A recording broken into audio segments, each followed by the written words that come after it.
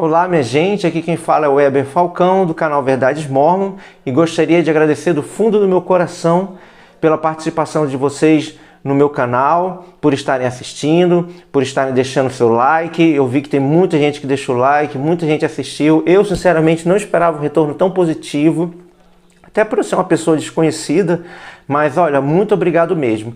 E gostaria de deixar bem claro que esse canal não será monetizado. O objetivo em criar esse canal não é ganhar dinheiro, e sim trazer à tona alguns conhecimentos que eu adquiri e que me trouxeram até esse momento de sair da igreja que eu acreditei durante toda a minha vida. E passei para os meus filhos, para minha esposa, enfim. Muito obrigado por tudo. Hoje eu trago um assunto que tem tudo a ver com a imagem que está aqui atrás. Acredito que alguns já estejam familiarizados com esse monumento. Esse monumento é em homenagem ao massacre das Montanhas Meadows, ou Mountain Meadows. Não sei exatamente a tradução, mas geralmente é referido dessa maneira. Foi um evento muito trágico, muito doloroso, muito doído. Quando eu descobri, quando eu busquei conhecer e quando eu fui lendo e eu vi que de fato aconteceu, é um fato histórico, plenamente documentado, tanto dentro dos registros da igreja oficiais, você pode encontrar dentro do aplicativo da igreja, como nos sites da igreja, mas você também pode encontrar dos sites não oficiais também, que ainda dão mais detalhes ainda. E eu vou deixar na descrição do vídeo os links onde você vai poder abrir, vai poder ler, conhecer a história e tirar suas próprias conclusões. O que eu vou passar aqui hoje é justamente aquilo que a sensação que eu tive, as indagações que eu tive ao descobrir sobre esse massacre. Então, em 1857, 40 famílias de imigrantes estavam indo em direção à Califórnia e passaram por Utah. E ao passarem por Utah, que estavam vivendo um momento ali tenso da história do território deles, com relação a guerras, a conflitos armados, essas pessoas que eram pacíficas, extremamente pacíficas, pessoas de família, onde tinha crianças, tinha adolescentes, mulheres, eles estavam ali simplesmente de passagem por lá. E ao passarem pelo sul de Utah, se não me engano, eles começaram a ser alvejados por balas, alvejados por tiros. E para se protegerem desses tiros, eles criaram assim, um círculo ali, se não me engano, né, com as suas carroças, com as suas carroções, para se protegerem. E eu gostaria de ler aqui alguns trechos de um livro chamado Massacre Americano. Até onde eu sei, não existe uma tradução em português, então essa é uma tradução direta.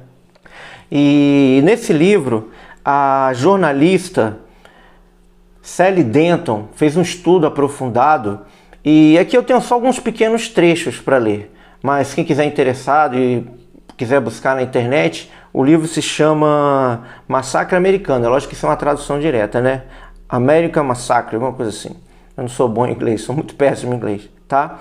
Mas eu vou ler para vocês agora alguns trechos desse relato.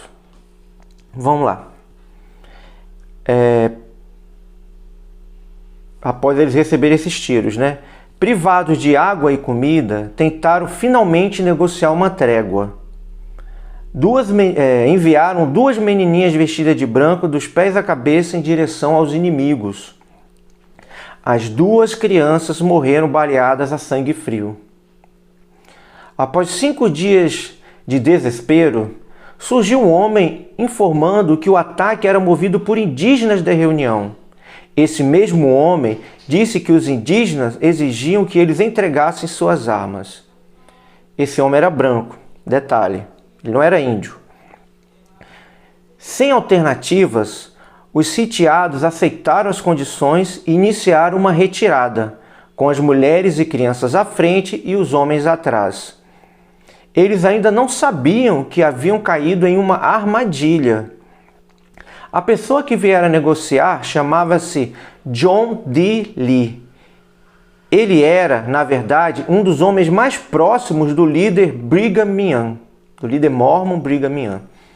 Corrijam-me, por favor, se eu estiver errado, mas John D. Lee era filho adotivo de Brigham Young. E ele E o relato prossegue da seguinte maneira: assim que os homens da caravana começaram a se retirar, John D. Lee deu a ordem: façam seu trabalho. Ele gritou: façam seu trabalho. Não para aquelas pessoas, mas ele gritou para aqueles agressores que estavam escondidos. Imediatamente, dezenas de mormons surgiram e iniciaram a matança dos homens desarmados, que, até aquele momento, não sabiam que aqueles eram os autores dos disparos. Então veja bem, olha que coisa.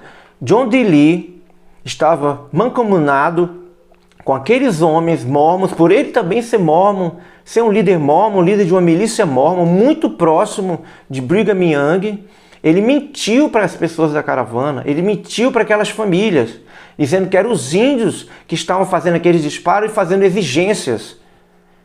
Até podia ter índio dentre eles, porém a grande maioria dos que participaram do massacre eram membros da igreja. Tá bom? Não precisa acreditar em mim. E sinceramente, eu gostaria que isso fosse mentira. Eu gostaria mesmo, eu gostaria até de estar falando uma mentira para vocês. Mas isso é verdade, está documentado. É a história da nossa igreja, gente. Não dá para apagar a história. A história está registrada. Mas vamos lá. É pesado mesmo. Todos foram massacrados, com exceção de 17 crianças que tinham entre 9 meses e 7 anos. De acordo com os mormons, menores de 8 anos são considerados sangue inocente. Todos foram massacrados, homens, mulheres e crianças.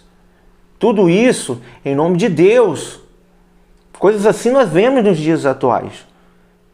Fanatismo religioso nós vemos constantemente. Eu vou até tecer daqui a pouco um comentário a respeito disso.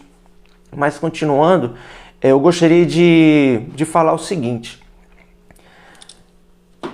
Quando nós vemos nos dias atuais que pessoas, que homens ou mulheres religiosos, não vou citar religiões aqui nenhuma, eles pegam armas, pegam bombas, armas brancas ou arma de fogo e cometem crimes semelhantes a esses, num exato momento eu tenho certeza que eu, assim como vocês, se sentem indignados, clamam por justiça, justiça dos homens, assim como a justiça de Deus. Não há indícios de que Brigham Young tenha ordenado esse ataque. Ok, vamos combinar dessa maneira, ele não combinou o ataque. Mas eu gostaria de falar sobre justiça.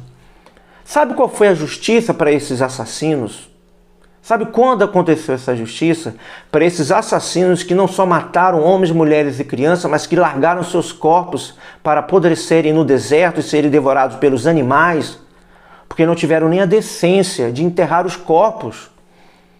E no livro relata que eles ainda saquearam os corpos, tiraram as roupas e os pertences que eles tinham nos bolsos. E sabe qual foi a justiça que essas pessoas receberam? 20 anos depois, apenas um homem dessas dezenas de assassinos que participaram desse massacre foi condenado. Apenas um homem, que foi justamente o mentiroso do John D. Lee. Agora eu trago algumas perguntas para você e para mim, que foram perguntas que vieram à minha mente. Onde estava o profeta de Deus, Brigham Young, durante esses 20 anos de impunidade, de omissão, de acobertamento desses assassinatos? Gente, mataram crianças. O critério que eles usaram para decidir quem ia viver ou morrer foi o mesmo critério que eu usei para batizar os meus filhos aos 8 anos de idade. Por que o profeta de Deus e o governador do estado, que era Brigham Young, não tomou atitude de imediato, uma atitude enérgica, necessária naquele momento? Porque ele teve que esperar 20 anos para fazer isso. E quando o fez de forma ridícula, condenando apenas um homem. Esse homem foi condenado à morte, porque era a lei do estado. E os demais, dezenas de assassinos que não foram punidos. O que fazer? O que fazer com a informação dessa? Eu lhe pergunto. Pense a respeito disso. Por favor, abram suas mentes e pensam, será que era a vontade de Deus que esses homens ficassem impunes por 20 anos? E não só por 20 anos, mas também pelos anos que se seguiram? Porque se só um foi condenado, significa que as dezenas dos homens que cometeram o crime não foram condenados. Pelo menos não nessa vida. Eu me recuso a fechar os olhos para isso. E gostaria muito que vocês pudessem abrir os seus em relação a isso. Pensem a respeito, ponderem sobre isso. Vejam se essa é uma atitude de um profeta de Deus, de um homem que foi escolhido para liderar a igreja de Deus na terra. E como você sabe, você que é mórmon, sabe que o profeta de Deus, segundo a doutrina mórmon, ele, o profeta da igreja, ele não é só profeta da igreja, ele é profeta do mundo. Não se limita apenas ao grupo de pessoas mórmons, ele se expande a todo mundo. E que exemplo é esse que nós temos de profeta? Bem, esse é o vídeo que eu gostaria de deixar com vocês. Mais uma vez agradecendo muito pela participação de vocês no canal. Muito obrigado, tá? Deixo um abraço no coração de vocês e fiquem com Deus.